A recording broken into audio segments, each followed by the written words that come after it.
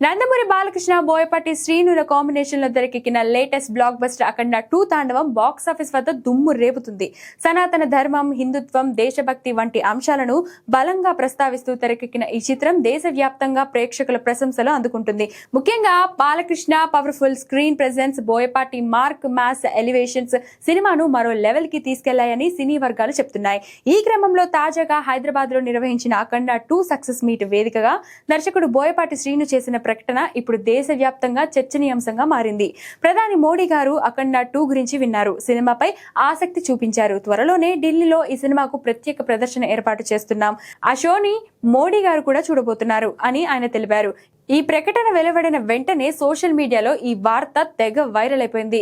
దేశ అత్యున్నత నాయకుడు ఒక ప్రాంతీయ సినిమాను ప్రత్యేకంగా వీక్షిస్తున్నారన్న విషయం అఖండ 2 టీం కి మాత్రమే కాకుండా మొత్తం తెలుగు చిత్ర పరిశ్రమకు గర్వకారణమని సినీ విశ్లేషకులు అభిప్రాయపడుతున్నారు. అంతేకాదు, ఈ విజయం అంతా దైవ సంకల్పమే. ధర్మాన్ని నమ్మిన దేశాలు ఒకలా ఉంటాయి, నమ్మని దేశాలు మరోలా ఉంటాయి అని వ్యాఖ్యానించారు బోయపాటి. త్వరలోనే ఢిల్లీలో జరగనున్న స్పెషల్ షో తేదీని అధికారికంగా ప్రకటిస్తామని కూడా ఆయన తెలిపారు. మొత్తానికి అఖండ 2 బాక్స్ ఆఫీస్ విజయంతో పాటు ప్రధాని మోడీ స్పెషల్ షో వార్తతో మరోసారి దేశవ్యాప్తంగా సంచలనంగా మారుతుంది.